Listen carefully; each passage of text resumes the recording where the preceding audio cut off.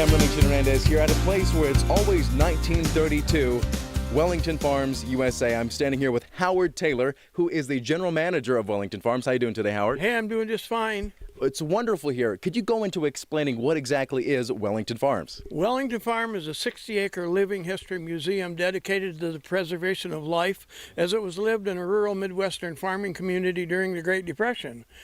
More specifically, the year 1932, which was the bottom or the worst year of the Great Depression. Now, what are some things that people might not know about that era and rural communities at that time? Well, everybody can now reference the Great Depression, and probably they're at the point now where they can recall that maybe their grandparents lived through it. But that generation is rapidly slipping away. And so we're looking at a group of people who now really don't have a good conception of what the Great Depression was. And of course, the Great Depression was a period of time when the economy of not only the United States, but the entire world actually tumbled right into nothing. And people were really destitute. They lost homes, they lost their livelihood, they lost all of their possessions, they were foreclosed upon. But the people of the Midwest, especially the farmers, were able to exist probably better than anybody else in the country because they were, number one, their farms were most of them homesteaded, so they were all paid for. They didn't have a mortgage. And number two, they could provide for their own sustenance. So they got along pretty well, much better than the people in the cities. And at this time, there obviously was no widespread power, no widespread plumbing in the areas. So these people had to go out and make their own stuff. And could you go into some of the things that y'all built here as a part of that, trying to get back to the roots? Well, we have Crafter's Alley, of course, which has a lot of the crafts on it, including a basket weaver shop. We have a broom shop. We have a weaver's shop. We have the blacksmith shop, which is behind us.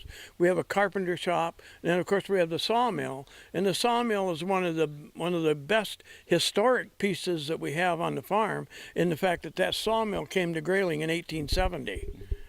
And so that is a Grayling artifact from way back in the lumber era.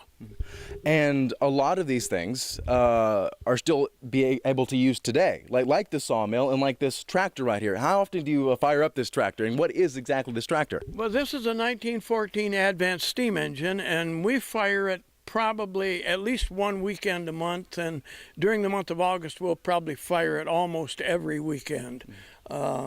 Matter of fact, it'll probably be fired every weekend from now on until Labor Day. And Wellington Farms, go into the history of it. How did you get the idea, and how did it start? Well, it started with the sawmill, and we set the sawmill up over here because my wife made me take it out of the front yard where it was just piled up in pieces. And so we brought it over here and set it up, and she said to me, she said, why don't you set it up somewhere so people can come and appreciate it, where people can come and see it. And so we set it up over here, and then we hatched the idea of Wellington, and we found out about the community of Wellington, which once existed here, and from there on it just escalated into a complex that is now 27 buildings big. 27 buildings big, stuck in 1932, where you can see people making things like these buildings. You build them like they were built. Is that correct? That is correct. They're all built with rough sawn lumber that's sawed right here on this sawmill, powered by the steam engine. Now, finally, I want to talk about how people can come and find you, and what can they do to find you?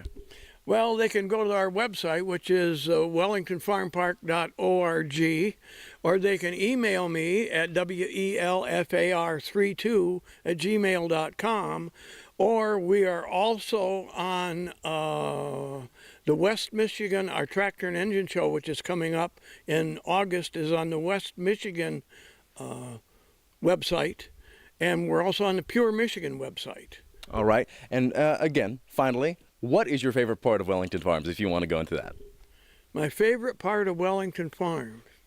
That's a hard question because I enjoy all of it. We have exhibits here that are one of a kind. We have exhibits here that you'll find nowhere else in the United States. For example, we have the first dowel lathe ever built. We have the first belt sander ever built. We have the first thrashing machine built by the Advanced Thrasher Company. a lot of really historically significant stuff. And we're in the process right now of building a new exhibit in our museum, which is going to house material that's been placed on loan to us from the United States Postal Museum in Washington, D.C. Well, that is very interesting. And I want to thank you again, Mr. Howard Taylor of the Wellington Farms you very USA. much. In Wellington Farms USA, right outside of Grayling, I'm Remington Hernandez for My News 26.